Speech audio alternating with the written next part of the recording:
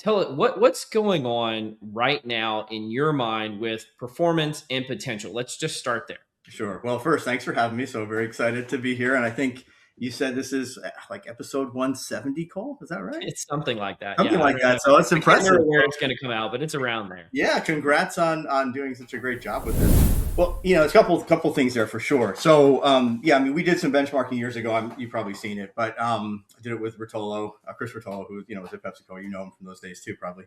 But can I say something really quick? Yeah. We're probably going to name drop a lot on this podcast today, and it's because you have this murderer's row of people that you've worked with, but also that you've mentored throughout your career. And it's just your lineage is like unlike any other person out there. And so I just want to give you the kudos for that as well. It's funny you say that you mentioned the OD concept a few times. Yeah. I think I like more than an analytics person. I'm like a low key OD purveyor Sure. into the world. Sure. I kind of come up through the school, like from you, from Alexis Fink, these are like highly technical people, but really at a core, we're trying to, do org change in the most effective way possible. Yeah.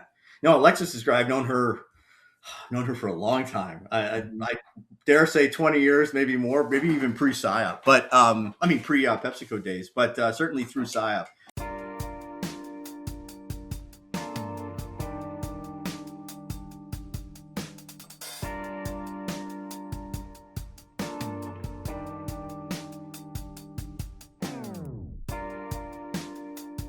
Welcome to Directionally Correct, a people analytics podcast with your host, Cole Napper, and today's guest, Allan Church, co-founder and managing partner at Maestro Consulting and IO Psychology legend. Hey, Directionally Correct fans, this podcast is dedicated to you to help democratize people intelligence for the world of work. If you're looking to support the podcast, please make sure to listen weekly, subscribe to the Directionally Correct Substack newsletter, sign up for the Data-Driven HR Academy at datadrivenhracademy.com, purchase Cole's book, People Analytics, or check out everything else at colenapper.com. Before we get into it, a quick word about HR Bench, the company powering this podcast. When we all started in People Analytics, we wanted to do strategic work, building predictive models, workforce planning, advising the C-suite, and most of all, quantifying the impact for the business. Instead, we spend months building dashboards and reports that should already exist. HR Bench eliminates that entire phase. Your HRIS connects, your metrics calculate, your benchmarks populate. This is not novel. This is day one, not quarter two. That means skipping straight to prescriptive analysis, storytelling, and taking action for the business. Want to learn more? Book a demo at hrbench.com/directionallycorrect. Find out more about the company powering this podcast and building the future of people intelligence. As always, all opinions are our own, and thanks for being a listener. Well, so you can feel free to correct this introduction, Allan. All right. But one of the things that I've noticed in my career, which has always been sort of funny to me, is there's really smart people and researchers who go out and create new HR theories or human theories and then processes around them. And then they implement them at leading organizations. And then HR systematically dumbs them down and simplifies them and commoditizes them. And what started out as a good idea often becomes a poor idea. Mm-hmm. And then what happens is people start arguing against the poor, like the dumbed down version, as if the entirety of the process is faulty from its core. Right. And so one of the reasons I wanted to bring you on today is because I see a lot of that happening in the performance space, in the potential space, in the AI space. And you are one of the people that I respect most on this earth that knows what they're talking about and has seen the journey from the genesis of a lot of these ideas to the implementation of them at world-class organizations. And so wanted to give you your flowers in that respect, but also tell it what's going on right now in your mind with performance and potential. Let's just start there. Sure. Well, first, thanks for having me. So very excited to be here. And I think you said this is like episode 170, Cole. Is that right? It's something like that. Something like that. So it's impressive. I don't know where it's going to come out, but it's around there. Yeah. Congrats on doing such a great job with this and having such a successful following too. I noticed I looked you up on, I looked up actually Directionally Correct on AI, of course, on Google, and it said, the definition, which of course I'm cool with, and we can talk about that. But it also said the name of a very popular podcast. I'm like, oh wow, look at that. So you've made AI, man. So that's great, but excited to be here. So yeah, so potential and performance are interesting ones to me, just because so many organizations want like the single answer, right? I mean, you were kind of getting at that before, and they want you to, do a reductionistic view of they want science often, they want like what's the cool thing often, and they want to have it come down to something really simple. And so I think performance in the old days was the alternative to potential, or the only measure of potential. And so people got stuck with that. And Bob Eichinger and I, Bob was PepsiCo years and years ago, like in the 80s, and we're friends. We've done stuff together and talked about this in other places. But the original 9-box put the two against each other, right? Yeah. And there's an assumption, and Bob still holds to this, but there's an assumption that people can distinguish between the two when they make ratings. And to me, that's the fundamental problem that everybody has with the 9-box today, is that most companies can't make the distinction. Most leaders can't make the distinction between performance and potential if they're done kind of at the same time in particular. Yeah. And so, you want to have this simple idea of how you look at potential. And so you want to have a 9-box that helps you, but the 9-box isn't actually doing anything with potential. It's just gridding out your own idea of it already. So that's sort of the second challenge. But I think people want to believe that high performers are going to do well. Always. They like their high performers. They want to pay them well. They just want to say, hey, you're great. I'm going to pay you well and promote you. And then the challenge is, I think this is to your point, called they mix up the research, right? So people think that being successful in a current job means you're going to be successful in a future job. And no, that's not the research, right? The research is being successful in a current job will predict performance in a job of similar level and complexity, not higher level of complexity. And that's like the fundamental principle that a lot of leaders miss. And so they think, high performer equals high potential, and it just doesn't. And, they don't know the Peter principle, although they certainly will recognize it when you talk about it. But, they don't get that you can have somebody who's really fantastic at their job today. You promote them and they're terrible. They flame out. And that's because you didn't promote them based on potential. You promoted them based on performance. Well, and then there's the interesting notion around potential itself, which is, it's defined differently in different circumstances, but many organizations will say that you can do 1 or 2 levels, usually 2 levels above your current position. But then there's, I think, another miscalculation there, which is, let's say that person actually makes it 2 levels above, and then they perform adequately there. Are they no longer a high potential? Yeah. Like, are you a high potential forever, or are you high potential until you've achieved your potential from like a Peter principle standpoint? Yeah. Right. And all of the complexity there. Well, it's a couple things there for sure. So, we did some benchmarking years ago. You've probably seen it, but I did it with Rotolo, Chris Rotolo, who, was at PepsiCo. You know him from those days too, probably. But, can I say something really quick? Yeah. We're probably going to name drop a lot on this podcast today, and it's because you have this murderer's row of people that you've worked with, but also that you've mentored throughout your career.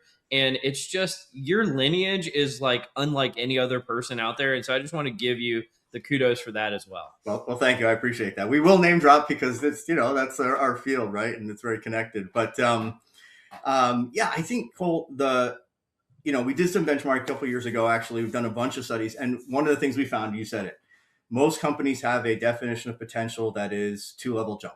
That's the most common. Yep. The problem is, what's that based on? Like, if you ask, and we had this at PepsiCo too, we had the 2-level definition, you might remember. Okay, great. So then how do you know that? Well, that's when they flub, right? I mean, they don't have an answer. It's like, well, I just have it in my gut, or I know this, or I see this. That's a problem right there. So I sort of approach potential, and this is based on all the years at PepsiCo, kind of going back to when I first took on talent management, because I'm kind of an OD guy originally. Yeah. And I started in sort of taking on TM at PepsiCo and moved into that space forward. And the couple things. So one, there's like 3 types of potential that organizations think about.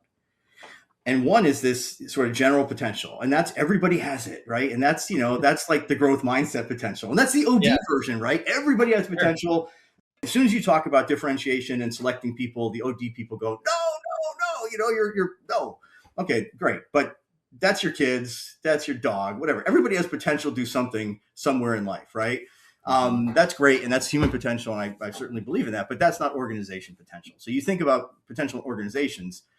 There's really two key types, and one is this leadership potential idea that people can go higher levels, right? So that's that 2-level jump, and that's fine for a period of time while you're looking at talent, and hopefully you use that data to inform that. But the other version is destination potential, and that's really more getting at what your challenge is, which is, are you achieving it? So if you have destination potential and you're talking about planning that way, you're talking about key roles. Usually it's C-suite, maybe C-suite minus 1 or 2, but do you have what it takes wherever you are in your career, 1 away, 3 away, 5 away, to get to CFO? Mm-hmm. And if so, then every time you move, you still either have or don't have it, but you're moving towards that plan, right? And that's what we're working against. So you don't take it away just because you moved, right? Whereas that 2-level jump is just like a trap. I've moved 1 level, so I can't go 2 more, so I don't have potential anymore. No, of course you do, right? So that's a bit of the challenge, but that's sort of the operational, the way you think about it. The other thing I'd say, Cole, is that, and this is what we've been doing at PepsiCo, this is what they still do now, and what we're doing with clients is applying the science of potential. So we have science now, right? And we know, and I worked on a model with Rob Silzer years and years ago, back in 2010. We did a chapter and some articles in IOP, and so that's out there as a model. I cited heavily in my dissertation. The leadership potential blueprint, right? And yeah, I know, I saw that you actually believe in some of the core principles, right? So, but there's this idea that there's multiple elements that go into how people think about and can measure potential, and it's this foundational. So do you have a solid personality? I mean, you don't have to be perfect, but do you have, can you relate to people? Can you talk to people, right? Are you smart enough? And are you able to be strategic? That's sort of the base. Then there's motivation, drive. Are you driven to succeed? And that's usually a proxy for a lot of companies too. Just that alone, right? The guidance is, tell your boss you want more work. Tell your boss you want 2 jobs above his or hers, right? Mm-hmm. That's that motivation, drive, ambition, and unbridled ambition. It's crazy, of course, but that's the high end of ambition. Learning agility goes with that, though. So if you promote people into bigger jobs and they can't learn and can't do well, then that's the fallout, right? And people who are really good at learning but have no interest in taking on bigger roles, that's a problem. So you need both. And then the other stuff like leadership skills, inspirational leadership, visioning, delegating, all that stuff, you can train all that. So, and even, we may get into it later, but where does AI and digital play? They're at the top of the chain too, right? Those are things you can train. And so you can get people to buy into it, at least to some degree. So, I think if you apply the science, you start to get a better sense of it, because it answers your very question. If you're ambitious, you have the cognitive capabilities you need to, put dots together, think about data, create a strategy. You can talk to people like in a normal human way, right? You can actually relate to people, handle conflict, maybe be decent EQ. And you can learn from experiences. None of that changes. So your potential, if you measure it that way, ought to be the same pretty much, right? So that gets you around this issue of, it's just a label. Well, I want to unpack, because what you just shared was so much wisdom about, here are some of the latent constructs that go in to what makes someone have potential and potentially even achieve that potential. How do we assess for those things? And maybe how we assessed for it historically? And then how is that assessment changing at the moment? Yeah. So I think, I think historically people, again, were using proxies, right? Like performance and maybe just, like I said, unbridled ambition, right? Yeah. And maybe some other basic tools. But, since the mid 2000s, late 2000, when talent management became a thing, right? Because it wasn't a thing before. It wasn't a label, wasn't a function, it wasn't a job title. All the practices were there, but they weren't put together into a sort of an area. Since that started to happen and people started going after potential more aggressively, the usual tools have come into play. So you've got, if you think about the blueprint, right, it's a map for how you think about the science, and you can measure each of those. So you've got some sort of, interesting cognitive tests to go after, strategic thinking. And that can be, as basic as the Ravens. It can be other cognitive tools, but you kind of want to minimize bias, as you know well, right? So personality, pick your favorite personality tool. I mean, I'm a Hogan person, but I've used OPQ as well. But Hogan is our sort of preferred tool. But there's lots of other good ones who you can use. At the mid-level, you're looking at measuring learning agility. There's unique tools on that, right? There's motivation, drive you can pick up from places, right? And then kind of leadership practices, you look at a 360 and maybe a simulation, right? So you kind of look at how you show up today at a 360, and maybe how you show up in novel situations in a simulation. And the thing I would tell you that the first kind of two layers, the cognitive personality, learning, agility, and ambition, that can be standardized tools. That's easy, right? My big thing, and this is what Janine and I do, and we did at PepsiCo, I think I built 5 leadership models there, right? And we built them for years before consulting, before TM was even big. But we certainly do it now too. And going for a custom or bespoke or unique leadership model for your company is the way to do it. And what you do with that is, you figure out what's unique there, right? And what senior leadership and the C-suite and CEO want to hear about. And then you bake in some measures of potential into that model. So you don't have like your own potential thing, right? Yeah. And so when you use the core tools like a 360, if it's customized and it's relevant to your company and your leaders care about the outcome and you have the science of potential baked in, you've got kind of the optimum tool suite, right? And even that alone can do a great deal of distance in giving you a predictive measure of potential. So that's how you do it today. I mean, again, simulations are cool. Online simulations today are very engaging and different than they were back when. You don't have assessment centers anymore. Some people still do them, but you don't need to do that. You can do a cool video sim and things happening, and but it's basically the same fundamental measurement tech. Well, let me ask you that, because it's based on kind of the assessment center point, because I know some people still do that and some people still swear by it too. Of course. Like leaderless group discussions and the concept of leader emergence, is that still a thing? It's still there, but I think, leaderless group discussion stuff is kind of, that's a bit OD. Okay. Right? So org development, right? That's and it's a lot of the group process element, process consultation, group dynamics, and that stuff's all good from the point of view of figuring out, in groups of employees, if you want to try and apply it there. I haven't seen a lot of people apply this, Cole, but nonetheless, you could, right? You could say, all right, in groups, let's get some groups of early career people together, and we'd have to monitor them, record them, watch who emerges, right? So you'd have to observe them, whatever, give them a task or task, give them a project, right? Give them a sprint to do, whatever these days, but, and watch who emerges. You could definitely get a sense from that. And what you'd be seeing is, ambition, right? Cognitive abilities, probably force of will a little bit, right? Dominance. And you'd see in there too, whether or not they're responsive to other people and they listen, or they're just a driver, and whether they're strategic or whether they're going right for the answer, right? You get a lot of that out of watching that. But it's going to be time intensive, right? And process intensive, and not the quickest thing versus, hey, I've got a 20 item 360 and a couple of small tools, and 2 hours of assessment, I can give you a potential index on 10,000 people. Do you think any AI tools have been built that can just assess all of that in 5 minutes or something like this? Is this a thing, or are people just selling snake oil? I haven't seen it yet. I think, AI is cool from the point of view of being able to pull data like that together. Certainly it should be. Yeah. And if you have all the tools and you put them into an algorithm, it will produce something. But, as you know well, it's going to produce what you measure as the outcome, right? So what is the outcome based on? Right. So what is potential based on that you're using to drive that? So, that becomes the challenge. And so you can certainly do that with tools, but I haven't seen anything that mirrors necessarily kind of a high-end validation model with tools that you understand. Right. So that's the issue. But look, if you used AI and applied 360 data and cognitive data and personality data and sim data to an AI application and let it predict, and the outcome you're predicting is the same outcome you're using for validation studies, it's probably going to do a pretty good job, right? Okay. As long as the tools going in were the right tools. Yeah. I think there's a lot of not public debate, but I think private debate around the concept of monitoring.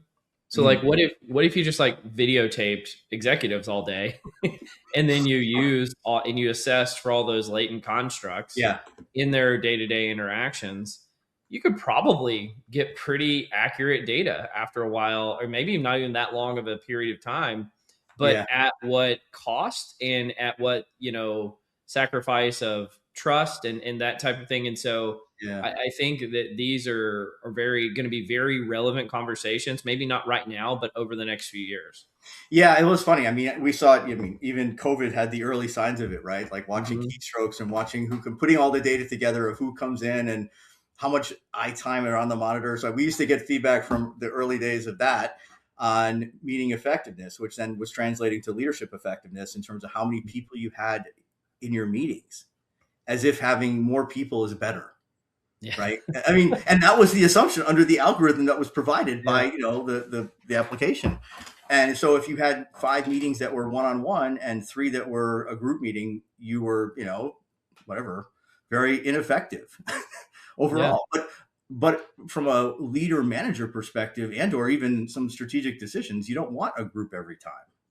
Right. So there's, and will that get better? Of course. That was rudimentary. That's 4 years ago. It's like a lifetime ago in AI. But I think, more and more the tools will be able to do it, as long as the outcomes are things that are what you really need. I think that's the key, no matter what, right? So if it's watching me, if it's watching what I type, if it's watching how I engage with people in the room, whatever it is, that will give you good data on whatever it can measure. Mm-hmm. But it's still missing things like, unless it's in the back end, can you apply learnings from one situation to another job, right? Have you been successful in multiple jobs? Yeah. And you deal with different types of people that are in different locations or difficult people. How would it know over time without, again, it would take some time to know that. What you're suggesting is going to be really good at probably predicting, effectiveness and performance on a short-term basis. Do you get things done? Are you effective with people? Can you deliver? Are you focused? That kind of thing. I'd still question whether that's potential or performance. Well, we've kind of hinted at it already. So let me give my backstory with you, Allan, because this is like a huge full circle moment. Yeah. So when I was in graduate school, it was either probably my first or my second PsyOp.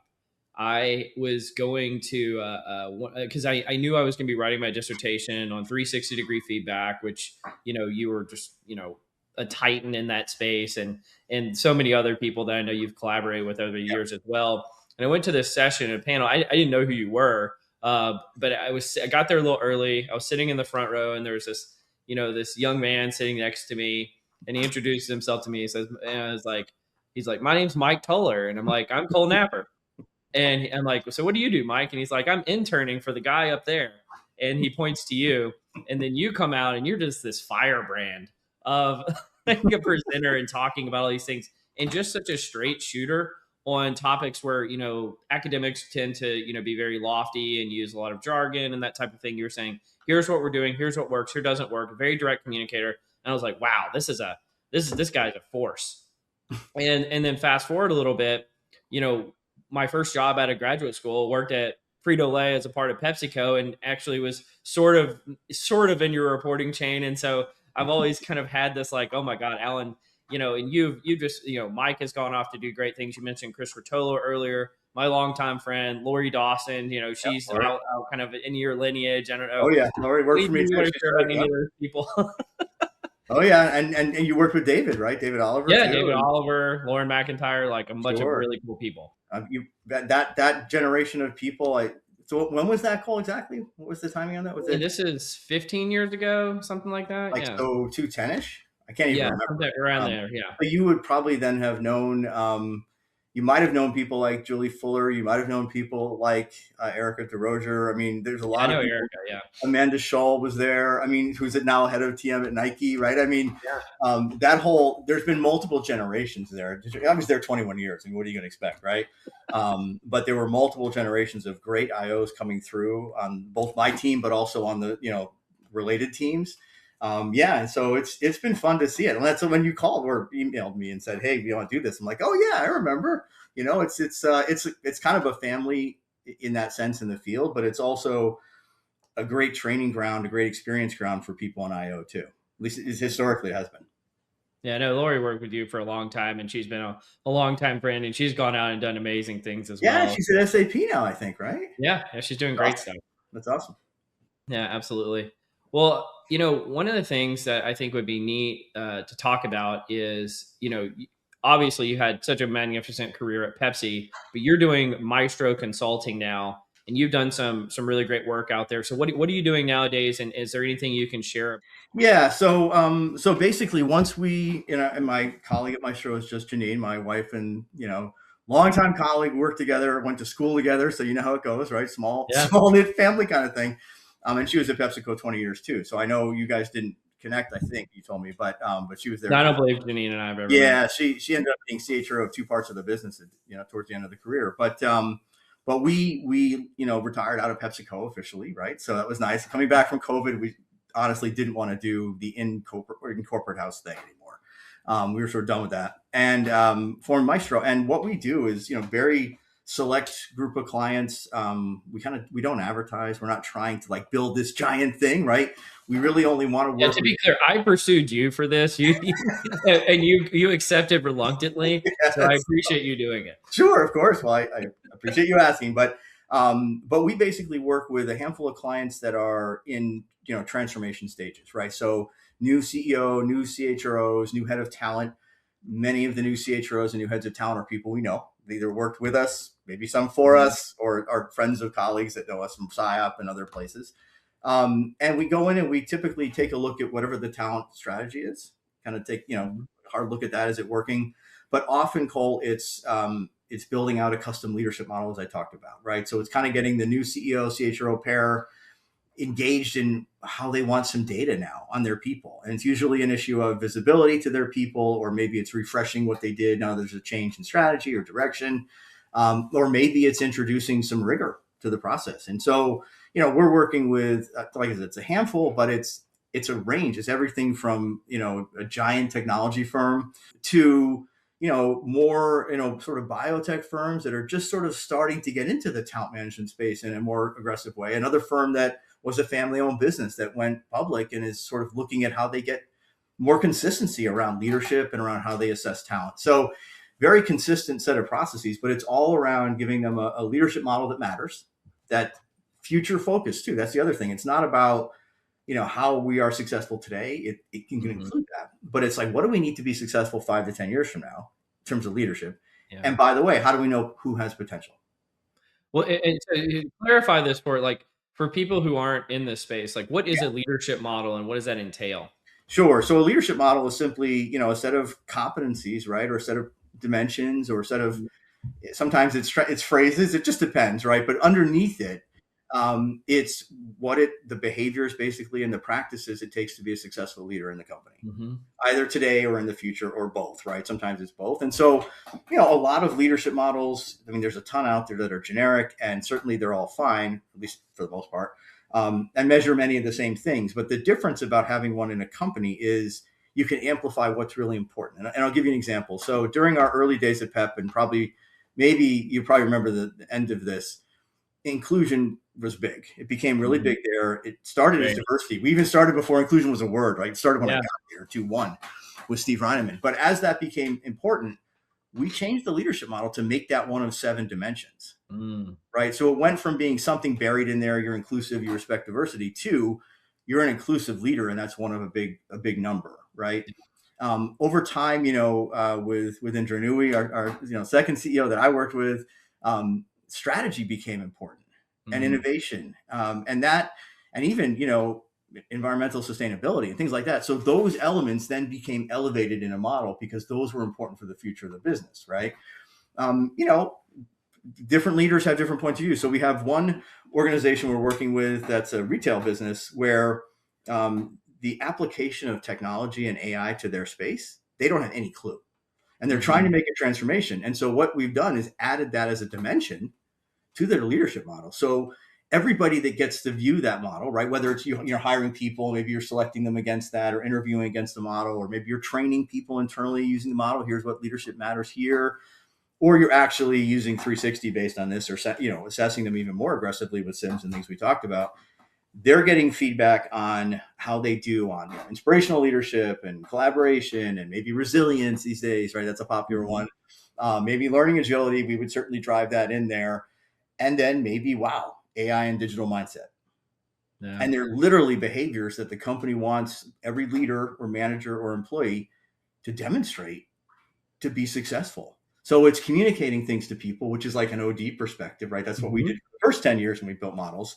But now it's communicating what's important and providing data to leaders to say, all right, this is an area we want to grow these people in, or these people have a lot of this, AI tech-driven mindset, yet they're not very good at collaborating. So we need to work on their collaboration skills to make them better leaders. And so that's why it's so important to have something like that you can all anchor on and have the same language. It's funny you say that. You mentioned the OD concept a few times. Yeah. Think I like more than an analytics person. I'm like a low key OD purveyor out Sure. into the world. You know, Sure. I kind of come up through the school like from you, from Alexis Fink. You know, these Yeah. are like highly technical people, but really at a core, we're trying to do org change in the most effective way possible. Yeah. No, Alexis is great. I've known her for a long time. Mhm. I dare say 20 years, maybe more, maybe even pre PSYOP, but I mean pre PepsiCo days, but certainly through PSYOP. And yeah, she's another one that thinks big. You know what I mean? Think Yeah. strategically about the work that we do, whatever the specialty is. So, I'm not a analytics specialist, although I certainly do a lot of data, love data, and publish on stuff like that. But it's not my core thing. But once you get people together who think that way, think about systems, think about organizational systems, right? The social systems, which is org development kind of point of view. You start to say, all right, if I'm going to work in this area, what else needs to align? How do we think Yeah. about the bigger picture, right? So it's not just putting in an analytics function. I mean, Alexis is the kind of person who would say, all right, well, how do we think about this strategically? How do Mhm. we line it up to the entire organization? What other parts of the infrastructure around the org are going to fit? So, if Alexis and I were doing things together, she'd be working on sort of that and sort of strategy around it, and I'd be working on leadership skills around it. Yeah, And you put absolutely. those together and you have, leaders who know what they're doing and a strategy that supports it. And then you want somebody else to come in who probably is really good at training and development or learning and Yeah, development, who can build courses and, architecture around that, however it's driven to drive those pieces for people. absolutely. Well, I want one of the most kind of special things in prepping for this is I got to hear a little bit about your love for Roger Federer. Oh Can you yeah, talk sure. about, just it was fascinating, and so I love for everyone to hear it. Yeah. So I'm a huge, tennis fan, and it's funny because I wasn't before. I was a football fan, typical, American, football fan guy, growing up. And when we're at PepsiCo, I had the opportunity to go to a tennis match at the U.S. Open, a final, men's final. I'd never been, or maybe once before. It wasn't too interesting. I think, strangely enough, I think we went once when the day that Serena, oh no, the day that Venus, I think, was debuting. I think we saw her in her Really? debut Wow. just randomly at some event. But I went to the final and I saw Fed play, and he was playing Andy Roddick. Mhm. And at that time, the U.S. Open was open air, and it was very cool. The atmosphere was like electric. It was amazing. I don't know if you've ever been, but it's like amazing. And I was rooting at the time for Andy because he's the American. Who's this Federer guy in a black T-shirt, right? He's Darth Federer. That's what they called him at that generation. That was like 2-6. And I watched him destroy Andy, and the crowd was cheering for both. I'm like, okay, is this guy a villain, or is this guy like, And then I started watching him on TV, and is amazing. I mean, he's called the Maestro, and that is one of the in jokes around Maestro Consulting, right? Is that it's Federer, we love Federer. Janine Yeah. does too. But watching him play over the years and following his career, it's just amazing to watch what individual skill can do for yourself, but also for the entire sport. He's elevated the sport. And, along came Nadal and along came Djokovic. And so those became the big three for Mhm. years. Andy Murray came in there for a little while, but those three have completely transformed the tennis landscape. And that's kind of cool, right? And then he would also win like Sportsman of the Year award many times, and watch him play. And it's just like watching someone at the top of their game, at their peak, with all the grace and capability and skill he has, just do a great job. And also figuring it out when he wasn't working. He had a slump against Nadal for, I don't know, a couple of years where he couldn't beat him. Mhm. And Roger came back and he had this thing called, sneak attack by Roger. Right. And so he changed his approach and he beat Nadal. And I happened to see one of those in Indian Wells in California during one of those matches. I saw them live, the Fedal, right? The famous Fedal kind of meeting up.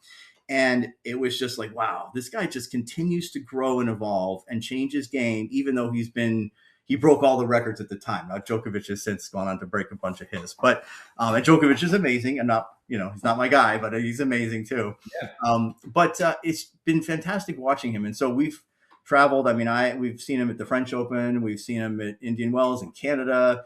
I think I told you in my note, when I was turning 50, I had tickets to see him in, or to see, to go to the Cincinnati Open. And I live in, New York, right now, Connecticut, but nonetheless, not exactly close. And it was going to be the next day. And so I was supposed to travel out, and Westchester County Airport, I don't know if you're familiar, if you remember it from, maybe you came up to New York a few times. I don't think I ever flew into there, actually. No. It doesn't do well in the rain. No. So it was raining. And on my birthday, right, I was all excited. Nadal and Fed were going to play. And they're on opposite sides of the draw. So I got in the car and I drove all night, 13 hours. I had like 8 Diet Dews, and I mean, just to get through it all, and got there to watch him play. And it was just fantastic. And I drove back the next day to see him in the final at home because I didn't have tickets to that. So it's sort of it was like a crazy rise and fall of watching his career. And I kind of feel like he started in his career when I started PepsiCo in terms of sort of showing up. Yeah. And it was kind of this parallel for a long time about, wow, watch this guy. And it culminated funny in 2022 when we retired. We got tickets to the O2 to the Laver Cup, and we went to England. It was kind of our, retirement gifty for ourselves, if you will. And lo and behold, that was his retirement from tennis. Oh. And so we got to see that live, which was awesome. And Andy and, Rafa and Novak were all there. And so that was really a cool kind of capstone to the whole thing. But I always appreciate, Cole. One of the reasons I like Fed is I always appreciate, someone who's got super skills and yet who gives back at the same time, right? Mm-hmm. And who continues to try and learn and is a sponsor for the sport or for the field, right? So I've always tried to be a sponsor for or an ambassador or whatever you want to call it for IO, for OD, for talent management now. And Raj was always that for tennis. And so that's kind of why I so kind of connected and feeling with him. Some people call you the Roger Federer of biopsych practitioners. Who does that? Come on. in small circles, Small circles. Okay. Well, you've been, I mean, it would be criminal of me to try to distill down your involvement with PSYOP or with the conference board or with like all of these different organizations. I know you teach at Columbia and, you're doing so many things, but like, what has that meant to you in your career?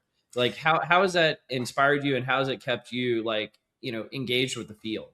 Yeah, I think, I wanted to be engaged since the very beginning because I sort of believe in a couple of things. And one is, as you learn and grow, you give back, right? So I've had a bunch of mentors in my career, and Warner Burke was one of them. He was my doctoral advisor, and I worked for him for 9 years. And, he was always writing and sort of creating theory for the field and teaching as well and consulting. And I loved his classes, and that's what kind of turned me, into the space. Yeah. And it was him talking about, here's the theory of, social psychology. Here's Katz-Kahn, whatever it is, here's what social. I saw the Lewin and Burke model. And I know, right? Yeah, you got it. And here's what we think about leadership. And then he would talk about how he worked with NASA on that very thing, right? Right after Challenger, they called him in, or how he worked on Smithkline Beecham and the merger there and how they created a model. And so I always loved that he could both bring the science to it, but also share in work as a senior consultant, driving change against what we know. Yeah. And he would then share that back to other people so they could see it could be done, right? So one of the things I see a lot of people, early in their career, they come out and say, oh, I'd love to do this. I'd love to break into this one area and do this kind of thing. And I think that's all super, but it's hard to know how that's going to work until you've had people that can share with you what's the reality, right? So to your point about PSYOP and presenting on 360, I've always tried to present on what we do wherever I am. Mm-hmm. And so that's kind of one piece of it. I also want to inspire people to be in the field. I believe in the field. Like I'm what we would call an OD, mission driven, right? So I believe in the work we do has a positive impact on the field, on people in organizations and leaders in the organizations themselves. So even though talent management's about segmentation, picking the people that you're going to place your bets on, it's differentiated. I mean, John Boudreau and I have had many debates about like, if you had $100, you put it all into one hypo or 100 leaders, right? Yeah. And 100 leaders is the, $1 each. That's the OD version. Talent management's the $100 on the one person you're placing your bets on. Probably don't want to do either or, right? Totally. But that's the fundamental issue between TM and OD. And I kind of feel like, even doing TM work, I still want people to know what works, what we've seen work, what hasn't, if they're struggling with potential, as we talked about, or struggling with something. To me, articulating what I've learned crystallizing it into an article or a presentation, it's really good for me, first of all, just from a memory point of view, right? Like, but also like talking about it and sharing, and that excites other people. And I've heard over the years from colleagues from other companies, or, they text me on LinkedIn and say, hey, we met 10 years ago and you gave me like a half an hour of your time to talk about business and people ratings and PMP, right? 2 ratings. And we've been implementing that for years. And I just want to tell you it had an impact. Like, I don't even remember this conversation, but nonetheless, I'm glad I could. So that's the kind of stuff that that motivates me, sharing back and trying to make the field better and organizations better by default. Absolutely. Well, Allan, do you want to join me in Cole's Corner? Sure, of course. Welcome to Cole's Corner. All right, let's start out with some rapid fire questions. If you weren't doing what you're doing today, what would you have done with your career? Yeah, that is a good one. I think I would have probably tried to go into some other type of science. So maybe computer science, maybe some sort of analytics. I probably would be out of a job now, depending on what I chose. But I've always been kind of attracted to science, and I was writing code back when code was like, basic and Fortran. So I do, and I still write SPSS code myself. I still write my own syntax. So I like code, I like data, and I like being able to create things, create models, create programs. So that's probably where I would have been. Nice. What's the place you've never been to that you'd most like to go, and why? Never been to China. I would love to go see different aspects of that part of the world, and Great Wall and various things there, lots of structures and just a different culture completely. I know it's probably challenging now, but I would love to get to the other side of the world. The farthest I've been is, Australia, New Zealand, and Turkey on the other side. And so, actually I've been to Moscow too. I've been to Russia, but China is one of those places that is so unique and different. I'd love to go and see it. Nice. The other thing I need to do, by the way, at some point is go to the Fiji Islands and find the one that's in the James Bond movie, Man with the Golden Gun. Like, I'm a big James Bond fan, and that movie, which has never been the biggest James Bond movie on the planet, but Roger Moore was my guy originally. Sean Connery obviously is the best, and Daniel Craig is really great. But I would love to go to the island that Scaramanga, the Man with the Golden Gun, has. He's got these big towers, and a laser comes out. That was always kind of a kid dream, to go find that island, and it exists. It's out there. You have to get there by boat and plane and everything else, but one day we'll do that too. Absolutely. If you were a character in any book, TV show, or movie, who would you be and why? Captain Kirk. There you go. William Shatner. Yep. Big fan of the original Star Trek. The rest are fine, but grew up on Star Trek and just, boldly go. I mean, he's got some characteristics I'm not sure I'd want to emulate, but the learning, the, resilience, the adaptive nature, the strategic thinking, the energy, the passion to do the work, to believe in going to places where nobody's been, right? Mm-hmm. And having kind of people respect him and live up to that, and sort of go in first and always be the charger. Captain Kirk's my guy. Well, I'll give a preface. So I've got one big question for you, but the preface for this is most guests that I bring on, it is like pulling teeth to get them to share anything idiosyncratic or interesting about them as a human being. You, not at all, Allan. You're just like a wealth of these. And so I've got a question for you. I really think you're going to like this question, or you're going to hate it, but I think you're going to like it, which is, if you had to construct the plot for a zombie movie that has never been made that you think would become your new favorite zombie movie, what would the plot be? That's never been made is the tough one, Cole, because there's hundreds and hundreds that people wouldn't even be aware of. But yeah, I would probably do a really cool zombie boat on a cruise ship. Oh, because there's a constraint, people can't leave. Yeah, there's been one or two weaker ones, but it's never been done on sort of a solid high-end version. And one of the things that I always do is think about where I am and what would happen if a zombie attack happened. Mm-hmm. And some of my team, like, I think Lori probably remembers this conversation in some of our team joke meetings, if you will, like sort of in the team room when we're sort of relaxing. I would say, all right, if the zombies attacked in here, how would you get out? Now, some people do the same thing. I've heard them do it, but they ask about terrorists, right? I mean, they say, what if something happened? And certainly time periods where things like that have been dangerous for companies. But I always think about it kind of it's fun with zombies, and where do you go? So you look for the escape routes. How do you do that? And the thing that's always cool about zombie movies in general is trying to figure out how you survive in a space that doesn't allow you to just run away, right? I mean, And there is how do a you correct fight answer. You're supposed to take the arm off the chair. You're supposed to fashion it into it? a Into stake, a and weapon? you're supposed to start What is that? stabbing the zombies in the head. Yeah, so I would love to see a zombie on a cruise ship. There's actually a couple of books I've read where it happens, but I haven't seen a movie like that yet. So if Brad Pitt's out there and wants to do, World War Z2, or Romero's unfortunately dead, but if there are people out there, hey, that's a plot one could come up with. So you told me in prep for the podcast that you're a big zombie movie fan. You're also a paperweight fan. Yeah, so I collect glass paperweights from around the world, and both current and historical. And this is one that actually I got. It's a Pepsi Cola one that I got from, it was when Chris was there, Chris Rotolo and Lori and all that, and the team was still there. And, I think Gina was there, and Gina Seaton, and Jim Scrivani was there. And I mean, there's a lot of people, Rebecca Levine.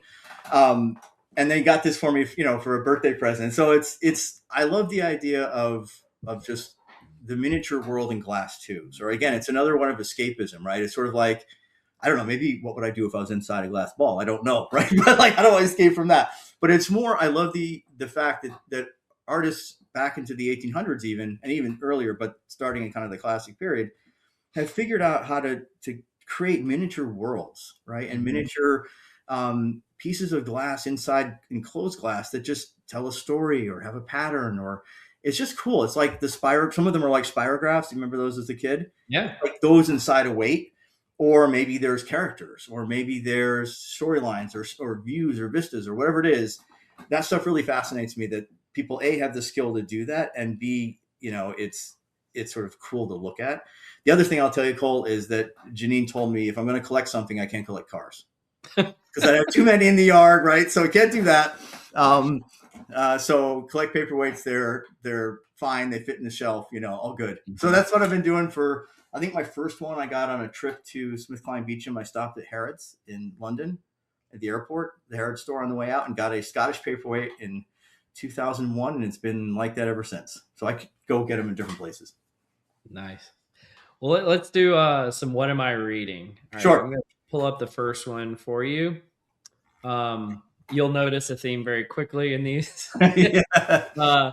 So this is an article from a Substack post by a lady named Melissa Muth Martinez.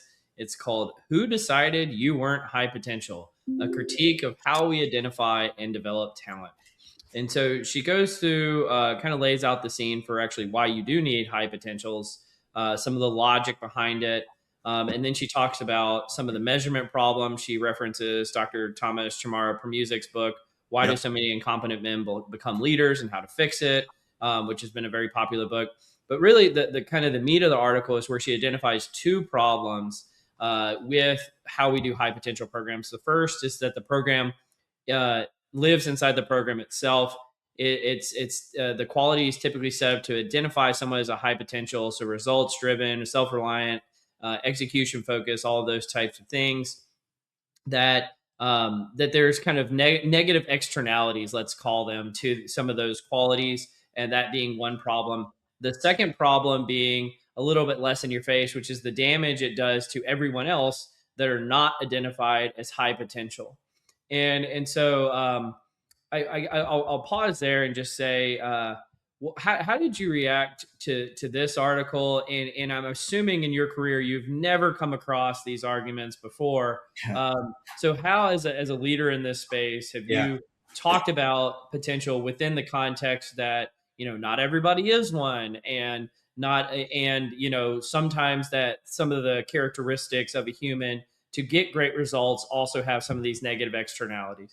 Yeah, they're all great points in there, and I don't disagree with her points at all. But couple of things. So one, she's taking it from a kind of singular approach, right? So again, you go back to systems thinking and bigger perspective on TM, and you're building an architecture. So first of all, the science of potential, if you were applying that as we talked about, it's going to correct for bad managers, for bad leaders. Like, in other words, there's feedback, there's elements of the model around collaboration, how people see you, and EQ related items, how well you respond to people, how you connect, that will show up negatively if you are driven too much in those bad ways, right? If your derailers are too high or too ambitious or too aggressive, that's going to show up.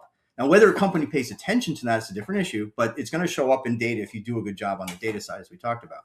So that's kind of one thing, just because it's bad to be ambitious, I even said unbridled, that's not good, but that's why you use data to kind of get a holistic picture. And that's exactly why you do it.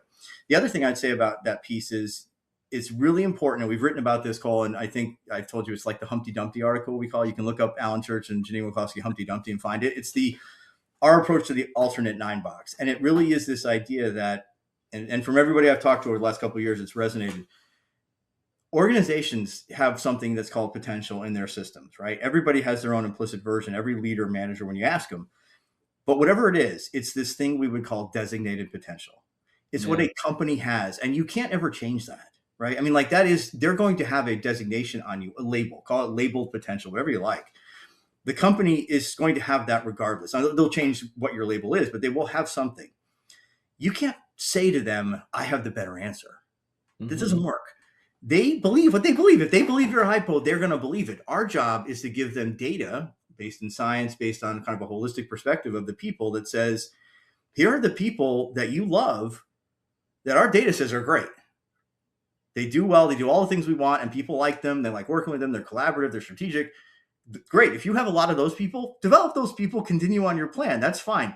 The issue is you love these people and their peers and direct reports hate them, or they don't show up as strategic, or they're overly ambitious and they're super bold. And they have all of Tomas's narcissistic personality, things he talks about, right? All the negatives. Yeah. Those people, I don't care. You want to call them high potential? Great. But I'm telling you, they're going to derail. And they might derail your business, not just themselves. And so if you want to keep those people there, your call, you own the talent call managers. Like we don't, we're the scientists, right? We're the social scientists. We're going to give you data. You decide what you do with them. And if you want to try to fix those things or develop them against those things, great. That's what I'd recommend if you keep them there. But the other thing it does is say, we've got some people that we think are fantastic from the data, and you don't like them. Like you think they're average. Why? Do you not know them? Are they not like you, i.e. white male, whatever, right? What is it? Are they biased? Did they have old tapes, right? Did they fail 10 years ago and everybody remembers that one thing? Whatever it is, you're missing good talent there if our data says they're good. And so that to me is the way you work the 9-box in potential, not just you assess everybody and spit it out. And that's why my reaction to AI and potential is what it is, Cole. Because yeah, AI will spit out a list of people, and it might be the best list ever if you gave it all the right data and parameters and tools. It still doesn't have judgment. Yeah. And so it's going to give you the best list of names. And you might say, these people are great and these people are not for these reasons. That should be the answer, is a thoughtful approach to both the data and the perceptions and experience, not one or the other. So that's how I address that whole thing. The second piece, yes, I've certainly heard, having a high potential process makes everybody. I was waiting for this part. Yeah. And we've written about this too, and certainly we had this debate of PepsiCo, and it's really the transparency debate because basically most companies, even if they don't have a formally articulated high potential framework and process, they have a list. Everybody has a list.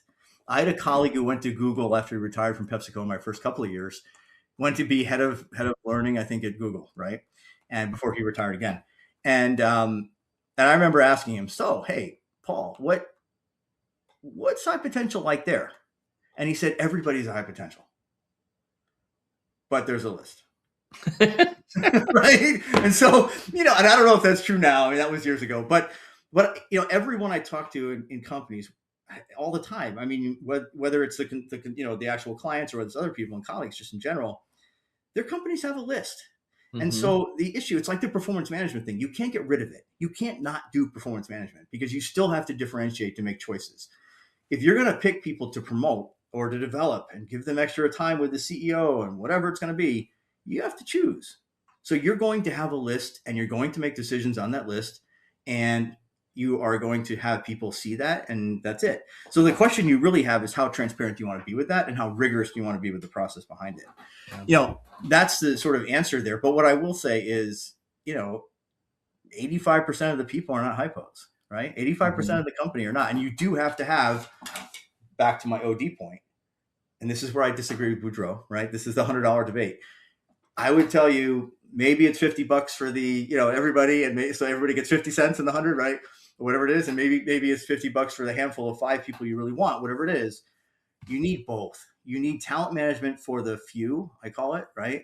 And you need organization development for the many. And you need to offer development for those people, career tools, feedback tools, right? I mean, good performance management tools. You need both.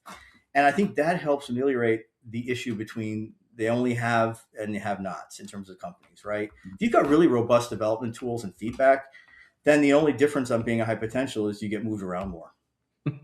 We'll have to bring John back on the podcast and have the $100 debate at some point. Yeah, well, it'd be fun to do it together if you ever do those. That would be That's fun. what I mean. Yeah, it's we've had that debate years ago. I don't know what he'd say now. He probably would agree with me more now. But nonetheless, it was entertaining back when he was writing his book with Ramstead. So he and Pete were doing that book together. We had them both on to talk about it. Yeah, the talent shift work. And PepsiCo was one of the Northrop Grumman and PepsiCo were two of the original firms that he was exploring it with, the two of them. And so he did some like pilot work with us. So I remember like in some workshop where the PepsiCo HR leaders were doing what they're supposed to do and figure out the strategic stuff and all that. John and I were sitting in the background and debating TM versus OD. It was just kind of entertaining. So I've done classes for him and over the years, so it's been fun. But yeah, it'd be interesting debate to see where he's at on that now. Absolutely.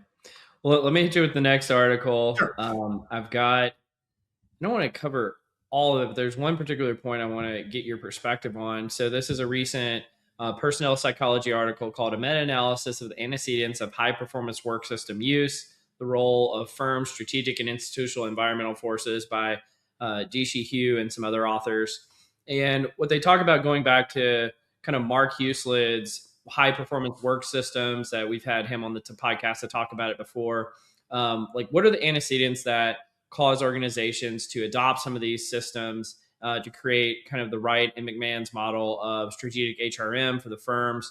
And so some of the various studies suggest that, the environmental forces don't actually play as much of a role in the adoption of these or these systems, but rather kind of institutional internal forces to a firm.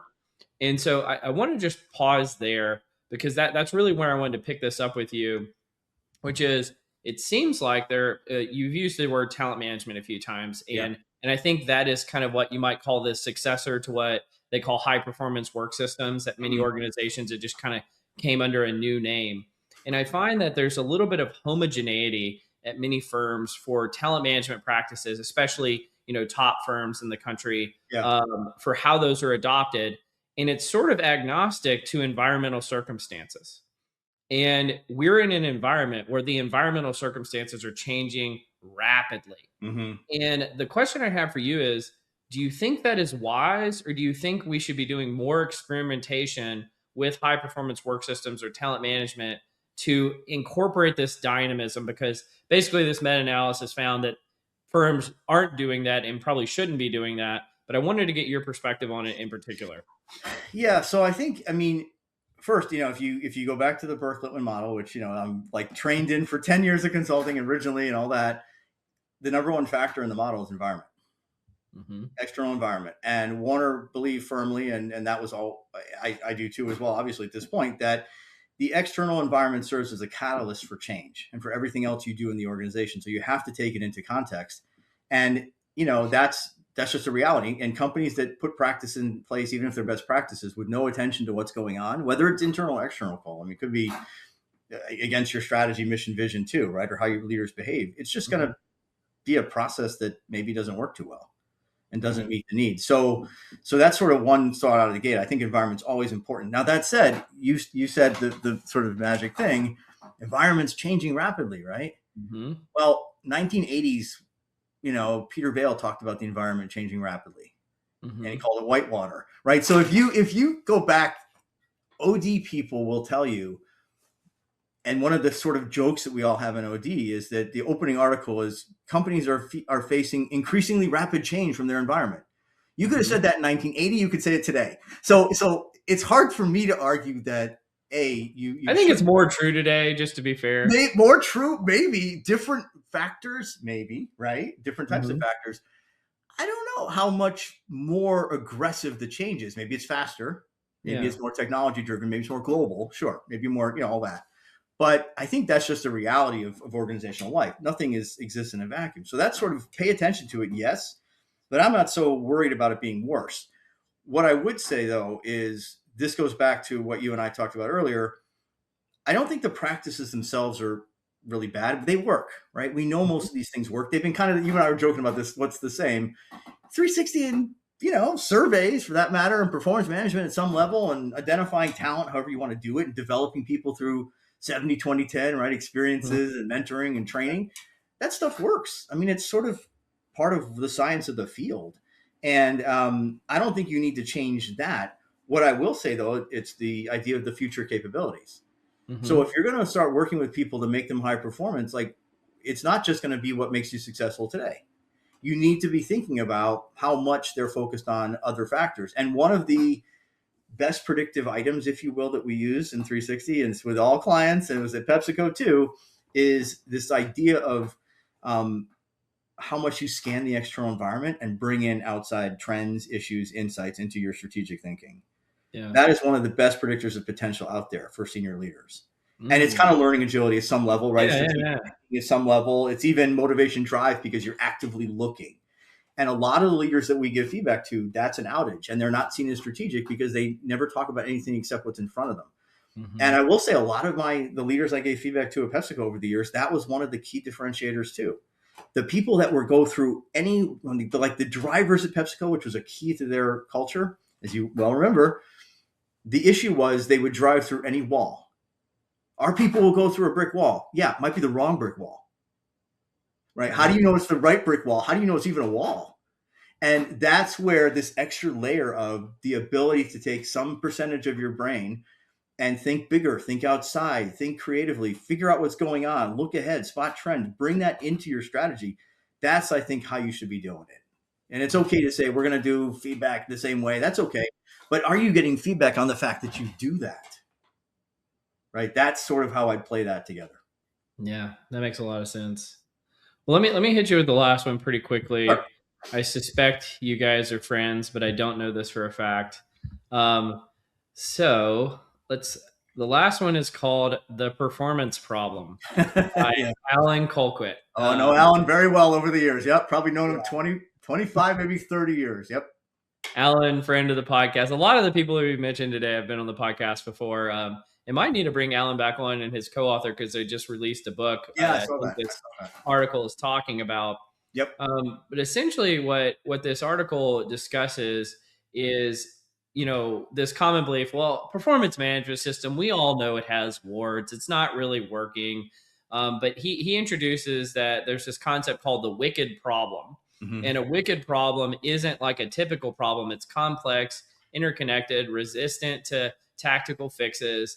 And in these things, it's not just, it's a little flawed. Oh, it's just the scale. Oh, we just haven't configured the software correctly. It's actually a more kind of damning criticism of what's going on. And so what we need to really be doing is kind of doing a wholesale look at how we're looking at the performance problem itself. And I'm assuming they're making suggestions about how to do this in their book that they're selling, yada, yada, yada. But I wanted to get your perspective on this. Do you see the performance problem as the problem that, as Allan states, and what are your thoughts on this? Well, I think it's funny because like I said, I've known Allan a long time, and we've talked about PMP when he was, in his various places over the years in his career.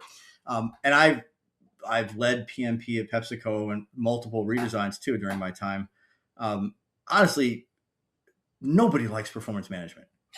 Not even the HR people that lead it. Okay, so I don't know anybody. Maybe Allan does. Maybe he can tell you.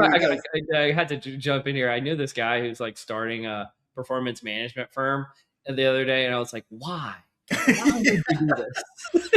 It's just one of those areas that's no win for anybody because nobody likes doing it really. Companies always think it takes time and energy, and employees are never happy with what feedback they get, and they certainly aren't happy with the rewards that go with it. So, all these things about, taking out performance ratings and, going to different cycles on pay versus performance. I mean, all these things that were hot a couple of years ago, Yeah, and then you end up doing it anyway. All right, you still have to have differentiated pay, or you can't pay everybody what you want to pay them, and you certainly can't pay everybody what they want. So you got to differentiate one way or another, and you got to give people feedback. We know from classic IO theory, if you don't give them feedback, they're not going to course correct, right? So there's important things to it, but the practice, nobody likes it. And I'll tell you, I redesigned it so many times because somebody would say, some senior HR leader or line leader, it's too complicated. Performance with a purpose wasn't the end all? But that was sort of that was a broader strategy for sure. I'm sorry, I had to throw that in. Yeah, that's a broader strategy. That was more around the business performance and having a good impact on the world. But performance management, it's like, okay, 1 rating's no good. Too many people fall in the middle. All right. 2 ratings. Okay, that gives you more room, but everybody still kind of falls within a range. I remember being told, let's go to 5 ratings because that's better than 3. Sure. And everybody uses the middle 3. All right, let's go back to 3. Then everybody uses 1. All right, let's go to 7. Everybody uses 5. Right? Like the human nature is nobody wants to give the high ends. And so what do? You follow GE and force rank. And then people are really unhappy with that. So, you say, all right, well, I don't want to just rate their attributes. I want to rate performance. I want to be objective. Okay, so you have objectives. Well, people hate writing those because there's this whole issue of do they change or not? And are you allowing them to change? And when do they change? And do you account for circumstances in the environment, things that happen? And should you measure for that? And do you pay people if they failed, even though the environment changed on them, right? I mean, you can't win, Cole. Like you can't win. So there's no perfect PM in my mind. You have to have the system and you just have to go with the best possible one you can to drive, performance in the culture you have, and recognize you're probably changing it every couple of years to see if you can make it better, and it won't. It'll drive a difference for a little while, drive some interest, but you just have to have it and you have to live with it. So I guess that would answer the question. It's the performance issue itself, right? At a big level. But I'll tell you, it's the related topic is why doesn't succession planning work? Yeah. Well, why doesn't succession planning work? I mean, I just did a conference board session on that the other day for one of the councils. And, the bottom line is it's not that we don't know, just in performance management, it's not that we don't know how to measure performance. We don't know, we know scales, what are good, what scales aren't. We know how to give feedback is important. We know all that in succession. We know differentiating talent's important. Using science is important. Having a system to give you the data at your fingertips for discussions is important. Knowing how to develop people is important. People just don't do it. Right. So they'll go in a meeting, they'll chat, they'll put them on a list and they never go back to it. It's an execution problem. It's the same thing with development too. It's fundamentally, if you're not doing a good job with performance management or succession or development, it's because you're not executing some of the stuff you're building, right? Yeah. You get the front end right, get the science right, sure. But even if you do that well and it still doesn't work, it's because you're not executing. Because if you do it well and you execute, it should pretty much work. No, that makes a lot of sense. Well, Allan, it's been fantastic having you on as a guest. Is there anything you want to talk with me about today? Well, I guess the first question I have for you is, why did you come up with directionally correct? I mean, I've used the term, and Peggy Moore, one of my first CHROs at PepsiCo used it, and we use it a lot in the team. But it's been the euphemism for in a way, like there's no statistical significance here, but it's in the right direction, so we're okay with it. And that's fine in the practical world of science and companies because they need some help if there's nothing there. But why did you pick it?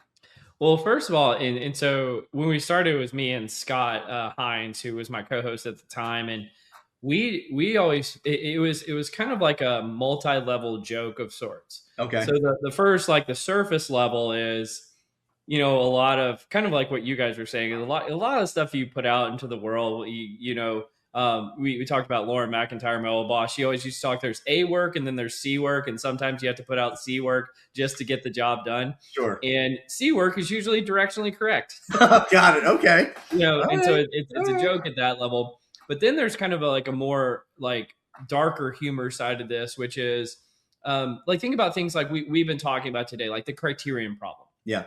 There's some of these like insolvable problems that we have from a measurement perspective that we're always trying to get to perfect measurement.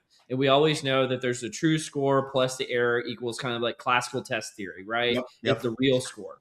Yep. And the reality is when you get really deep into this space, you can go one of two directions. One is you just kind of become a nihilist where you're like, we can never know anything. And I think that's completely unproductive. Yeah. Or the other direction, which is, hey, perhaps we can just directionally correct is as good as we're ever going to be. Right. Got it. And so I'm much more in kind of the happy directionally correct camp than the nihilist camp. And so, it's just my coping mechanism, I guess you could say. Yeah. Well, it's funny. Totally get it. I'm with you on that. I mean, there is no, people want the answer to things, right? I mean, people in corporations, leaders, they always want, the bright, shiny object or the single answer, right? Whatever it is. And the latest tool and the latest fad is going to solve my potential problem or whatever, my performance problem. And you're never going to get there with something simple. And so, you can get close, right? And you can get better and you can get more science involved and you can get on the range. So I totally align to it. It's just interesting as you as a data guy, right? I mean, so I've met, and I'm sure you have too. I know this is because of your background in IO too, but I've met analytics people over the years, especially as the idea of analytics went from like people like us just doing it on the side to whole functions outside of HR even. Right? OD people who started it. Like, I know. Outside of even the HR function, right? And that's dangerous. But I have a challenge with, values-free analytics. Mm-hmm. and context-free analytics. And so the analytics people over the years I've dealt with who don't have that HRIO background, they just come out with an answer and they are 100% confident in their answer based on the data they have. Yeah. But it's like AI in a way. They should probably have a little bit more humility. I don't rail against it as much as I used to, but that was one of the early themes of the podcast, is just like all these people who think they're too smart and they just keep sharing things with a level of confidence and lacking of humility that I think is just obnoxious. And so it's unhelpful to the field. Yeah. And I think, and internally, I mean, if somebody comes back and says definitively that, something is connected with something else, that maybe, and the relationship may be there and you may feel comfortable in your significance levels, right? But you're missing the context of how all of that happened. You're missing the OD aspect, the social aspect, and to your point, even environment, but also just leaders and other behavioral variables you can't pick up. Mm-hmm. And so you think you have a much greater answer than you do. And the problem is that, and this was true back when big data was the answer before AI, right? And tech. I remember that. And analytics was before that, and Y2K was before that, right? I mean, let's face it. But the answer is always from the emerging trends in data and tech that this will be a better solution, guaranteed, because of science and data. And I just think, our field, this is why I do a lot of what I do too. It's making sure that people know what they're doing, what's under it, why it is what it is, and what questions you should ask. Like one of the things I do in my TM class at Teachers College, it's a graduate course on strategic talent management. The very first night I talk about OD versus TM, of course, but I also show them a picture of the thinker. And I say, the one thing I want you to get out of this class is not necessarily like what I think of potential or whatever 360 works this way, or here's how slates work in succession. It's, I want you to think critically about whatever they tell you in organizations. And whatever anybody tells you about the answer, ask about assumptions, ask about the quality of the data, ask about what's going on, because that's the skill that's going to serve you way beyond the current trend of something. Absolutely.